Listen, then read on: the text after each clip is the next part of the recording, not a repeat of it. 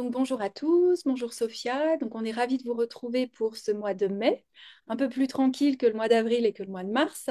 Donc on va regarder ensemble la pleine lune qui aura lieu en Scorpion et puis la nouvelle lune qui aura déjà lieu en Gémeaux puisque le soleil sera rentré en Gémeaux et surtout quand même l'entrée de Saturne en Bélier qui aura lieu le 25 mai. Donc voilà un petit peu le programme qu'on va traiter ensemble et donc comme toujours on est ravis de vous retrouver. Donc, est-ce que tu as des choses à rajouter? Est-ce qu'on commence directement par Oui, non, qu'on commence. cette On va magnifique tout de pleine lune? suite à la belle pleine lune de notre axe Mhm. principal. Alors, donc une pleine lune en Scorpion, hein, donc avec le Soleil conjoint Uranus, hein, donc on a Mm. une pleine lune assez explosive. Tu sais, elle me fait penser à la pleine lune qu'il y avait eu pendant les éclipses de l'axe Taureau-Scorpion en 2022, novembre 2022, mais elle s'était inversée, c'était la lune et je crois que c'était à ce degré-là. Il y avait Mm. quelque chose comme ça. Euh, donc, ça fait plusieurs fois que dans cet axe-là, il y a la présence d'Uranus, hein.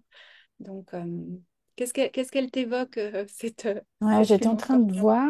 Ouais, Uranus est en train d'arriver vers la fin, enfin vers la fin du Taureau. Bientôt, Mm, il va sauter dans le Gémeaux pour revenir après. Mais là, on dirait peut-être que cette pleine lune, elle a quelque chose de cet ordre-là, peut-être d'une espèce de révélation, l'idée de la révélation iranienne, euh, avant que peut-être il rentre, parce que de toute façon, oui, enfin, ça sera la dernière ici. Oui, il y a quelque chose à accueillir dans l'idée de changement, hein. On sait bien qu'Uranus, c'est aussi cette énergie qui vient un peu déstabiliser ici un peu la paix qu'il peut y avoir dans l'axe taureau-scorpion, surtout quand nous sommes dans la saison du taureau. Euh, donc oui, ça me parle à- tout d'abord dans cette idée de oui, quelque chose qui cherche à être visible, en taureau en plus, hein, Uranus, donc à être visible, à sortir du monde invisible du scorpion, à mm, être révélé, à être vu. Et je crois que, alors, Pluton est à 3 et Mercure est à 3 aussi, 3 du taureau. Ce jour-là, il y aura même un carré entre Mercure et Pluton. Mars, qui gouverne cette lune, est déjà loin. Ouais, j'étais en train ouais. de penser qu'il était encore, mais non, il est déjà loin. C'est vrai que ce carré entre Mercure et Pluton peut aussi ramener aussi, enfin remettre aussi dans le contexte encore une fois, d'un message qui revient, quelque chose qui cherche à être transformé, à être visible aussi. Oui, là comme ça, tout de suite, c'est ce qui me vient. Et toi?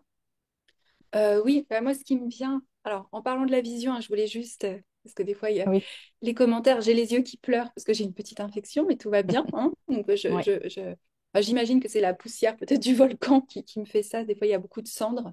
Mm, Alors moi, ça m'évoque, alors c'est vrai que la lune en scorpion, déjà, elle n'est pas à l'aise, hein.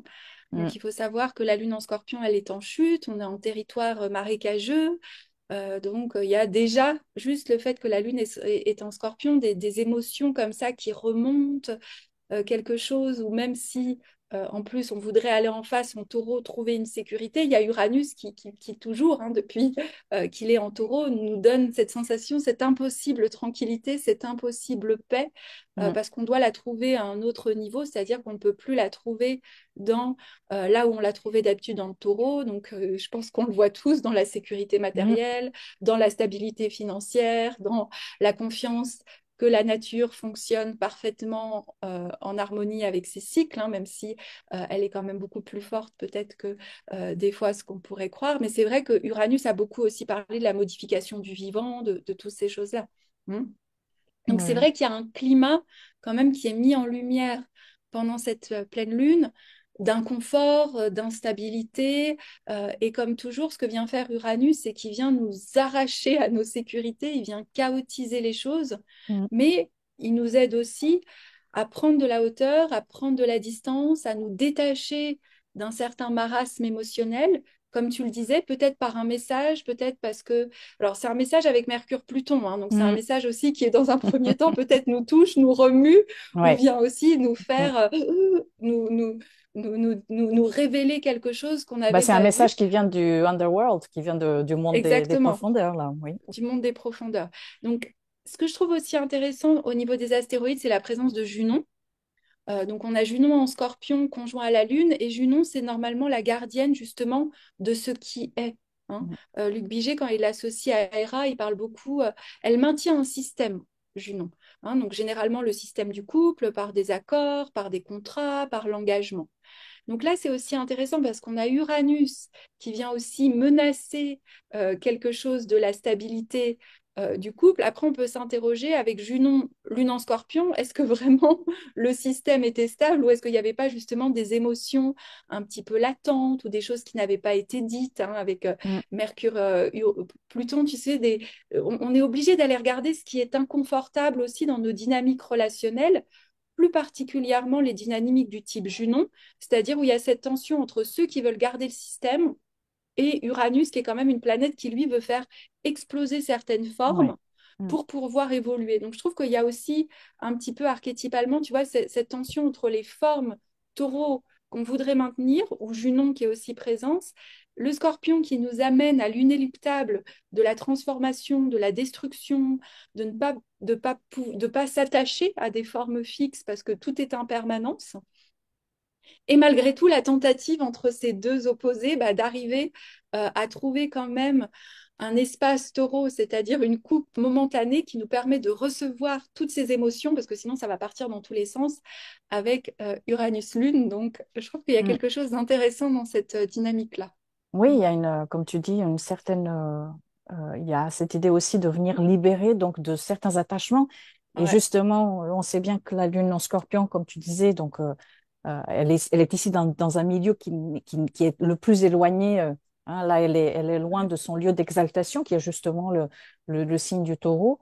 Euh, il peut y avoir ce sentiment de d'avoir été peut-être pendant longtemps accroché à quelque chose qui maintenant soit nous explose en pleine figure Mm. et on se rend compte que ben il peut y avoir aussi, il y a pu y avoir une sorte de oui de quelque chose qui était une illusion et là la visibilité elle est telle qu'on ne peut plus nier exactement ce qui était caché, enfui ou que l'on s'était caché à soi-même parce que parfois c'est ce qui peut arriver aussi avec cette énergie. Mais Ouais. c'est autant l'énergie d'Uranus ici, elle est autant chaotique qu'elle peut être libératrice. Après, bien sûr, dans nos vies personnelles, très certainement, chacun, selon son thème et selon ce qu'il est en train de vivre, va le vivre d'une façon ou d'une autre, ou encore d'autres façons, hein. Bien sûr, ce n'est pas limité à ça. Mais c'est vrai qu'il y a cette idée voilà, de venir euh, ouais, libérer de certains attachements et de nous ouvrir à quelque chose d'autre et au même temps de terminer. On est en train de terminer des cycles. C'est la pleine lune aussi. On est à un carrefour. Il y a peut-être aussi des choix à faire. Euh, Peut-être que l'énergie de Mercure viendra nous apporter plus d'enseignements pour pouvoir faire ces choix-là, justement. Exactement. Surtout que ce qui est intéressant aussi, c'est que la Lune est en trigone nœud nord et Jupiter est carré au nœud. Et c'est pour Mhm. redire différemment ce que tu as dit ou l'appuyer, mais cette idée qu'il y a une direction malgré tout, Mhm. hein, parce que qu'il y a quelque chose dans cette libération uranienne, il y a un sens nouveau qu'on veut Ouais. renouveler, hein, avec Jupiter en carré au nœud, un sens en plus, Jupiter, tant qu'il reste en Gémeaux, il nous aide à trouver du sens tout en soutenant la dualité, en soutenant les opposés, et pas essayer de se polariser ou d'amplifier un sens ou l'autre, hein, mais de trouver une synthèse entre des choses qu'on n'arrive pas à réconcilier. Et je trouve quand même que le trigone nord, avec la présence aussi de Saturne, de Cérès, on oublie beaucoup que Saturne aussi est une déesse agraire, enfin dieu agraire, pardon, Mhm. au début, hein, mais ça nous parle voilà, d'une fin de cycle, que peut-être vraiment le sens profond nous échappe, mais on doit aussi apprendre à maîtriser quelque chose. Je trouve que Saturne en sextile à Uranus, Saturne en trigone, dans un grand trigone, 6 degrés ça va, à la Lune, avec le nœud noir et Cérès nous parle, voilà, ce qui peut nous aider pour pas céder à l'implosion un peu chaotique, c'est cette sagesse ancestrale que tout passe, Mm. même si dans un premier temps, ça nous dépasse un peu là où on va, en tout cas, où le sens n'est pas tout de suite euh, dévoilé. Mm. Exactement. Euh, mm. Est-ce que tu veux qu'on passe à Saturne? Oui. Ou est-ce que tu as Et quelque chose puis, d'autre à rajouter, non, non, peut-être? non, j'ai rien d'autre à ajouter, non. Alors, donc nous avons l'entrée de Saturne dans son signe de chute, hein, en termes de dignité essentielle, qui se fera donc le 25 mai 2025. Et il y a une danse qui va commencer pour les 18 prochains mois, même un peu plus, presque 2 ans, Mm. entre Saturne et Neptune, hein. Donc Mm. on l'avait déjà évoqué dans la vidéo qu'on avait fait pour les énergies de 2025. Donc là, ce qu'on vous propose plutôt, comme on l'avait fait pour Neptune en Bélier, c'est plutôt de se concentrer sur Saturne en Bélier, avec la conscience que Neptune n'est pas loin et que Neptune peut venir dissoudre ou euh, mitiger, peut-être mitigate, je ne sais pas si on dit ça en français, mitiger un petit peu, voilà, ce qu'on va vous dire de Saturne en Bélier. Qu'est-ce qui t'évoque, toi, Saturne en Alors, Bélier? c'est drôle parce que tout à l'heure, j'ai lu une phrase, enfin, j'ai lu une citation qui m'a... Alors, l'imagination ouvre la voie que la réalité empruntera. C'est beau. Et en même temps, c'est tellement Saturne qui suit Ouais. Neptune, la réalité qui suit l'imagination. Saturne qui suit la marche de Neptune. Et c'est vrai que cette énergie maintenant, toutes les deux planètes, elles seront en bélier, même si elles ne seront pas ensemble à la minute près, mais presque. Ça Mm. sera en février, je crois, de l'année prochaine. Oui, en Euh, 2026, oui. voilà. Donc là, maintenant, c'est le premier acte, on pourrait dire presque, quelque Mm. chose de cet ordre-là. Alors, Saturne en bélier. Saturne en bélier, comme tu as dit, il est ici en chute, hein, Mm. il trouve son lieu d'exaltation en face, en balance. En bélier, il y a toujours, enfin, avec Saturne ici dans cette énergie, enfin, dans la maison de l'héros, du héros, euh, il y a quelque chose de l'ordre de comment est-ce que Saturne va travailler avec cette énergie? Est-ce qu'il va amener quelque chose? Est-ce qu'il va amener de la dureté à cette énergie de feu qui est tellement expressive et euh, qui peut être aussi parfois naïve parce qu'elle a besoin de s'exprimer, d'aller de l'avant, de faire de nouvelles connaissances.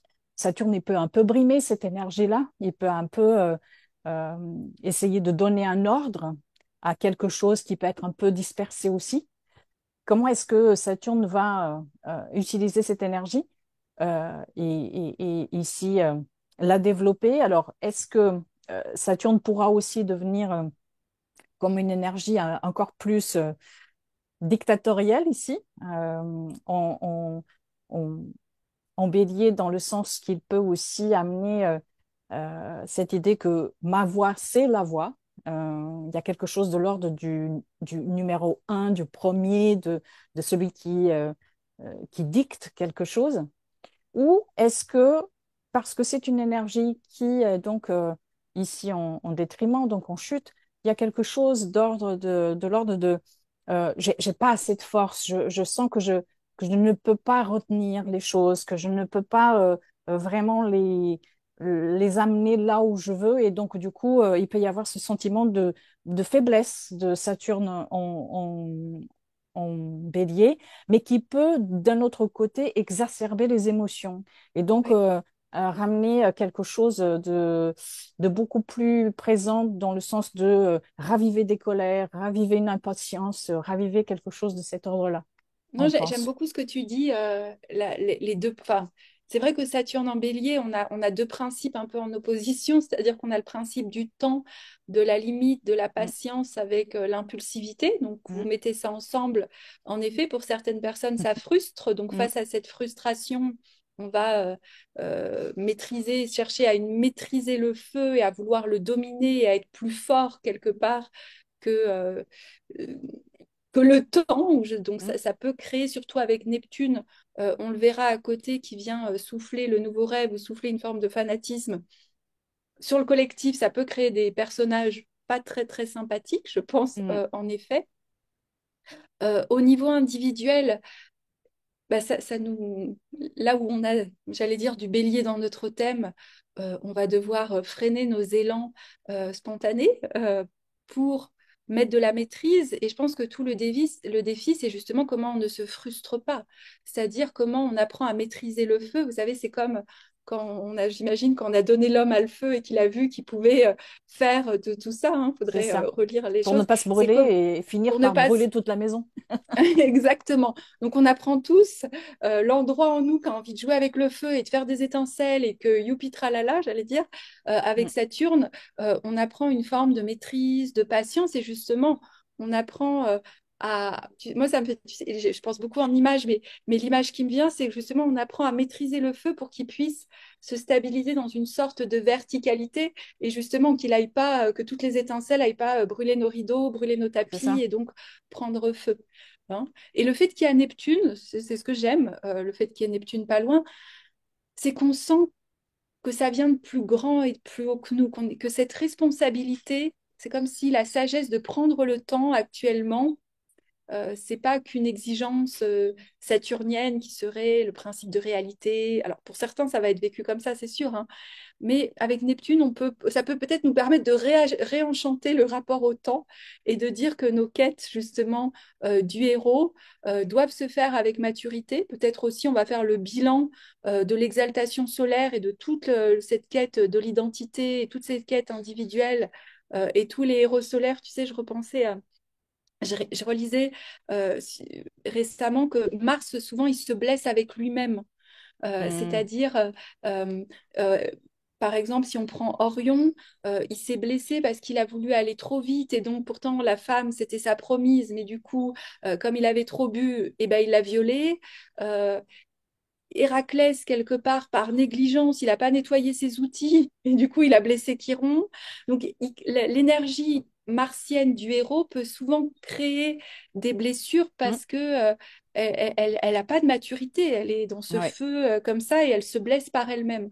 Et j'ai Donc, un c'est vrai que exemple de Saturne ça, apprend cette si tu maîtrise. veux. Ah, vas-y, vas-y, avec plaisir. L'exemple qui m'est venu, c'est que, alors je ne sais pas si ici en France, on suit tout ça, peut-être qu'on a suivi pendant un petit moment, mais après, je pense que plus personne n'en parle. Mais aux États-Unis, il y a ce jeune homme, là, Luigi Mangione, qui avait tué Mm. le PDG d'une compagnie d'assurance, enfin d'une mutuelle. Bah, lui, il a Saturne en bélier, justement. Euh, Donc on voit bien que en voulant aller il s'est fait mal à lui-même, en fait, dans ouais. son impatience, dans sa vision qui était la sienne de aller venger tous ceux Mm. qui étaient malmenés par cette compagnie d'assurance. Euh, Quelque part, il s'est mis lui en difficulté. Donc, quelque part, il peut y avoir ça aussi, cette idée Ouais. ouais, ouais, ça parle bien à ce que tu Mais viens c'est de vrai dire, parce oui. que ça me fait penser aussi, je crois que c'était sur Courrier International que j'ai vu passer ça, où il y avait cette idée, et la question était posée, est-ce que voler des grandes sociétés comme Mm. Amazon, c'est du vol, vu tout ce Ouais, qu'ils accumulent? Et ouais. ça me faisait penser à Saturne Bélier, Neptune Bélier, Mm. un peu les nouveaux Robins des Bois, C'est ça. avec... et en fait, légalement, Saturne, c'est ce qu'il disait, ça reste du vol, même si on pourrait... tout ce qui est la désobéissance civile. Enfin, il y a quand même quelque chose où de plus en plus, ils expliquaient de plus en plus de gens dans les retours Amazon mentent ou dans le poids. Enfin, il y a de plus en plus de petites infractions comme ça face à des grandes sociétés. Oui. Et donc, c'est intéressant. Je pense qu'on va aussi poser ces questions par rapport à notre dissidence et l'ordre et Ouais. notre besoin de liberté, ou au contraire, Mais ceux quelque qui... part, c'est peut-être, pardon, quelque part, c'est bah, peut-être vas-y, aussi la seule chose que nous, petits, nous pouvons faire contre ces grandes forces. Donc exactement. peut-être oh, là, il y a vraiment cette idée de poids aussi qui est très Ouais, saturnien, l'idée du plomb, aussi dans l'idée qu'est-ce que je peux contre quelque chose qui me dépasse. Et là, il y a ouais. Neptune aussi, quelque part, dans ce mélange. Donc, il y a quelque chose de l'ordre de d'apporter une certaine responsabilité et maturité à l'énergie du bélier, qui est, Mm. entre guillemets, jeune, qui est nouvelle. euh, Ouais. et en même temps, il y a quelque chose de l'ordre, qu'est-ce qu'on peut faire contre toutes ces forces qui sont plus larges, quoi. Bah oui, Pardon. c'est un peu d'ailleurs exactement ce que tu dis, c'est qu'on a le bélier, le signe de l'individu, euh, Mm, et Saturne qui représente le poids de l'institution, le poids mm, des règles dans un... Et c'est vrai que rien ne serait fait si en tout cas en bélier, c'est le besoin des fois de s'affranchir de certaines règles, hein, mm, ou de s'affranchir de certaines... Et là, on aura peut-être des dilemmes. C'est mm, parce que comme il y a Neptune, Neptune, il vient nous montrer qu'il y a quelque chose de beaucoup plus grand, hein. Il vient réveiller aussi chez nous l'envie de dissoudre Saturne et de se dire, non mais ouais, au nom de quoi j'ai à respecter Saturne si ce pourquoi j'ai envie d'œuvrer ou ma quête héroïque mm, finalement doit outrepasser ses limites. mm. Très intéressant. On va voir Ouais, comment ouais. ça se...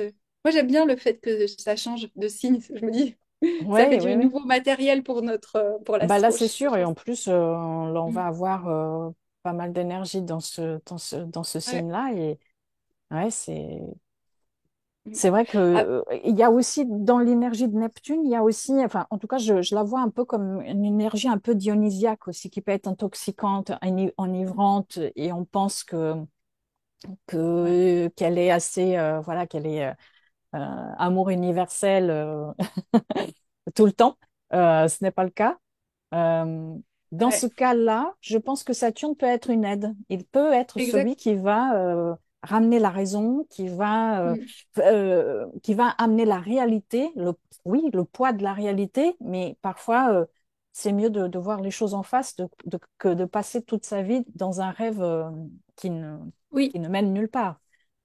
Mm. Donc, Bah, ouais, c'est deux. moi, ça m'avait beaucoup marqué que Neptune ait été découvert au moment du chloroforme. Enfin, parce que je Hmm, trouve que c'est tellement Neptune, cette idée ouais, de vous anesthésier ou de c'est ça. s'anesthésier. Donc c'est intéressant, là on a vraiment ce dialogue entre une planète qui peut anesthésier Hmm. certaines réalités et Saturne, alors peut-être un peu d'une main de fer, hein, ou d'une main de plomb plutôt, Ouais. nous ramène à une réalité assez brute. Donc on peut, c'est comment on réenchante, mais on peut plus réenchanter en s'anesthésiant en fait. Donc quelque chose comme Hmm, ça.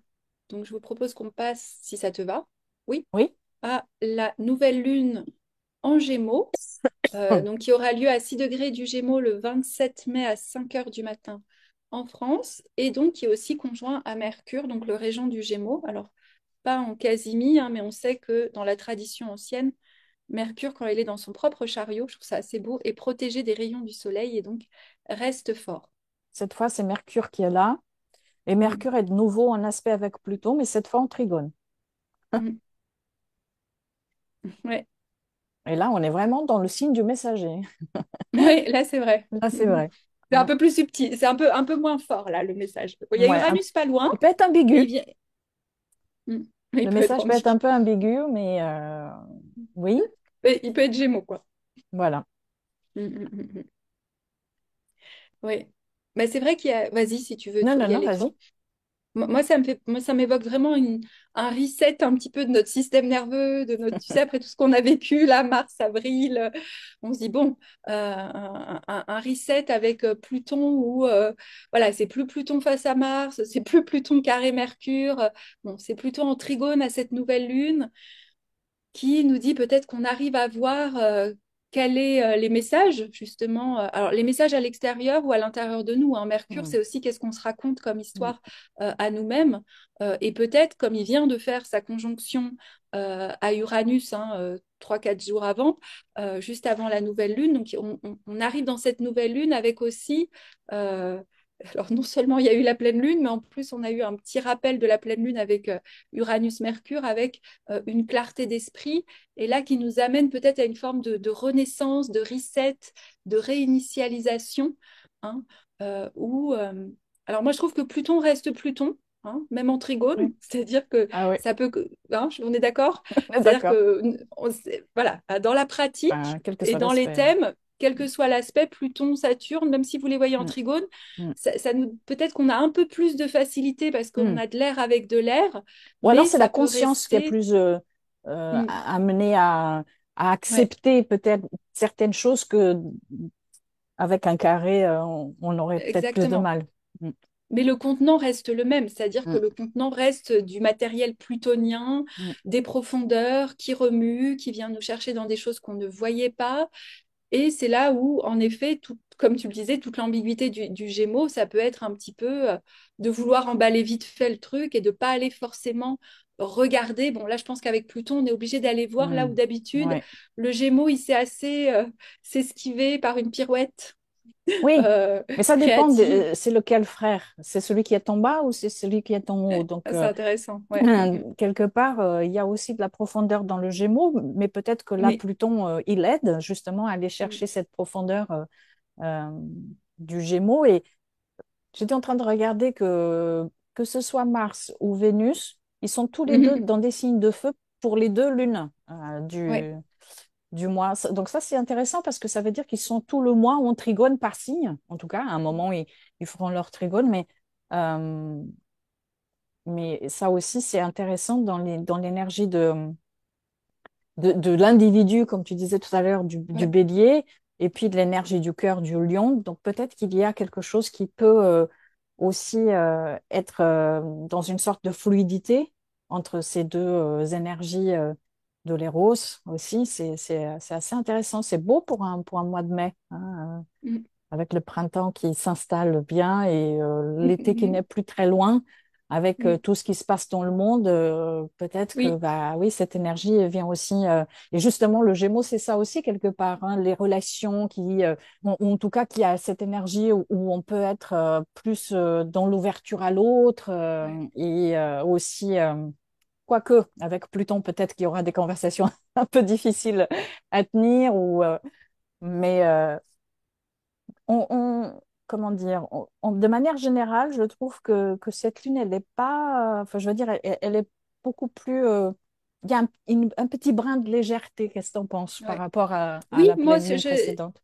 je trouve aussi, il y a quelque chose qui amène, oui, de la légèreté, qui remet un peu de spontanéité aussi avec tout ce feu, Mhm. avec finalement Saturne et Neptune en bélier qui Oui, sont aussi on ne dans pourra un pas les enlever, sextile. ceux-là. Hein, voilà, oui, mais ils sont aussi dans un sextile à la Lune, donc Mhm. euh, il y a peut-être quelque chose qui nous dit d'aller s'ouvrir, expérimenter. Moi, j'aime Mhm. beaucoup voir le Gémeaux aussi comme un signe d'expérimentation où on fait Mhm. des hypothèses sur certaines choses. Donc, Ouais. on peut faire des hypothèses sur tout ce qu'on a traversé et essayer de voir, d'aller les mettre en place dans la réalité et de voir Mhm. si on valide ou on invalide l'hypothèse et du coup, si on doit revenir à formuler quelque chose d'autre. Il Mhm. y a quelque chose de nouveau, on dirait bélier, gémeaux, il y Mhm. a quelque chose de nouveau. Je nomme quelque chose de nouveau, Ouais, j'ai une initiative, une action nouvelle. Il y a quelque chose de cet ordre-là aussi ouais, oui, qui oui, peut oui. être, ouais. Mm. Oui, il peut y avoir quelque chose de nouveau, il peut y avoir quelque chose aussi euh, alors, c'est pas surprenant et inattendu, mais une autre façon de voir les choses. Moi, j'aime, tu sais, C'est ça. le Gémeaux qui nous aide à, Mm. surtout avec Pluton, on a vu un matériel qui était sorti, où on a eu cette conversation difficile et plus facilement, Mm. peut-être que dans d'autres configurations, on peut prendre en compte ce qu'on ne voyait pas, prendre en compte la Mm. partie de l'altérité en nous ou à l'extérieur de nous. Justement, peut-être que le jumeau, comme tu le dis, j'aimais bien ton image, je me permets de la reprendre, le jumeau qui est d'habitude est sur le dessous, ou le Mm. jumeau qui a été condamné à la mortalité, peut-être dans ce cas-là, a quelque chose à nous dire, et du coup, on écoute cette partie de nous-mêmes, et ça réétablit les pôles en nous, et finalement, content d'avoir été entendu, il marche à nouveau main dans la main pour aller vivre de Mm. nouvelles aventures. Il y a quelque chose du souffle, je trouve, Oui. dans cette Mm. lune. Comme si on peut enfin souffler ou peut-être enfin, il y a de la fluidité. Bien sûr, il y a Mm. des carrés, il y a une opposition là. Enfin, non, c'est Junon Non, ça et reste la part de Junon qui fortune. reste. Ouais, c'est Junon Mm, la part de fortune et Junon reste un petit peu quand même mm, tout le mois. C'est intéressant parce que alors, on dit, on peut pas tout dire à chaque fois, mais on commence le mois avec le 2 mai, la conjonction Neptune-Vénus. mm, Hein. ouais. Donc, cet idéal, Mm, renaître dans nos rêves, Vénus qui est sortie de sa rétrogradation, Vénus qui est pas confortable en bélier, mais quelque chose d'avoir la, envie peut-être ouais. La possibilité d'initier. d'une paix. Est-ce qu'il y a la possibilité Voilà, d'une paix quelque part, la que possibilité ce d'une soit dans le paix, la collectif ou... possibilité ouais. ou en nous, la possibilité d'un amour renouvelé, d'une graine qui est semée, surtout qui sont conjoints au degré de conjonction du Mm. quasimi-soleil Vénus pendant la période de rétrogradation le 22 mars. Et on a aussi quand même Uranus justement opposé à Junon, qui vient nous secouer dans certains liens un peu obsolètes, dans des attachements qui gardent une forme.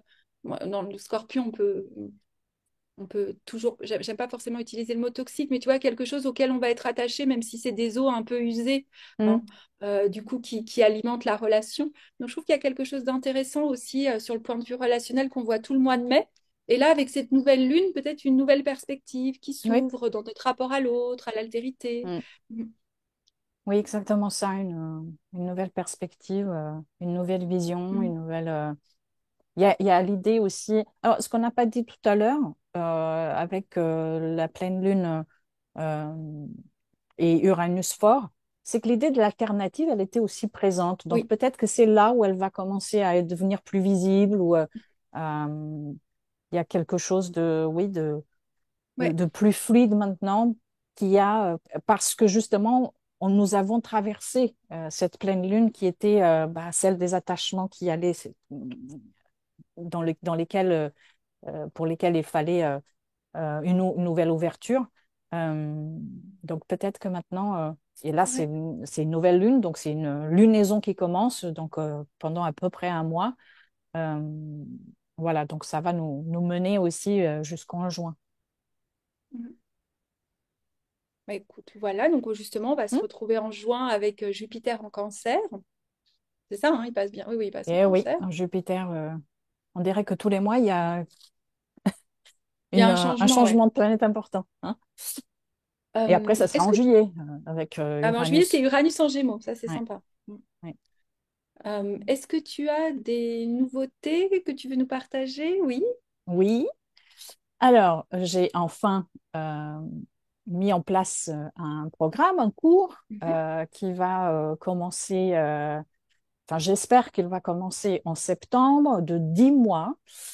C'est un processus un petit peu nouveau, en tout cas, enfin, en tout cas je ne l'ai pas vu comme ça, de cette manière-là encore, euh, euh, voilà, très, très souvent.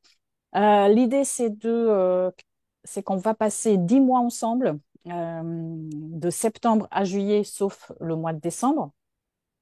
Et il y aura deux modules, un module sur les signes et un autre sur les planètes, et qui vont être guidés par deux livres. C'est-à-dire que je vais prendre les deux livres de Luc Biget parce que je trouve que c'est vrai qu'en France, il n'y a pas énormément Non.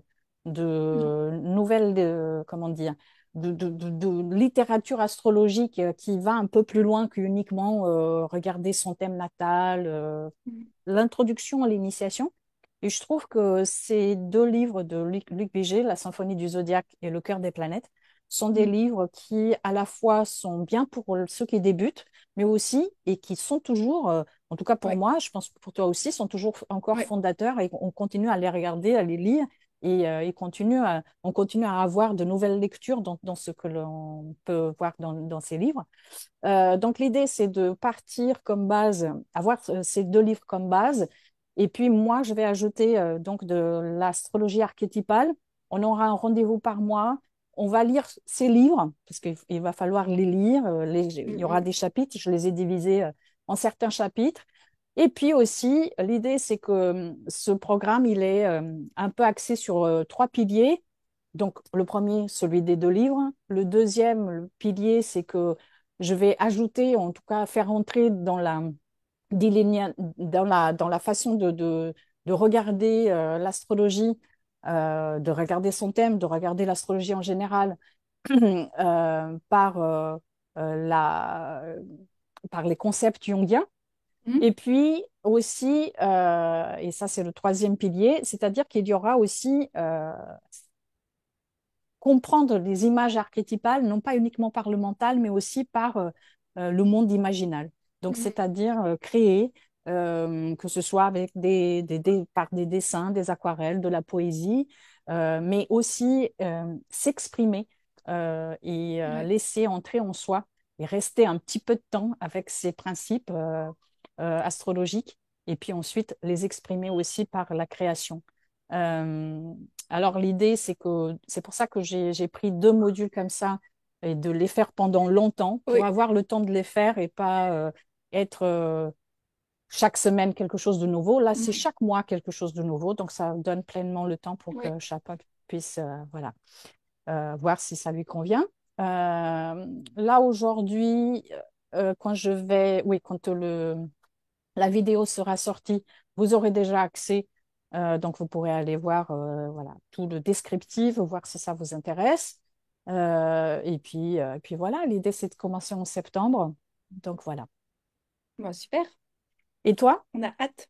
Bah non, écoute, moi, juste les consultations, puisque les cours sont lancés, donc ce sera pour plus ça tard. suit son cours, Ça comme suit on son pourrait cours, dire. exactement, exactement.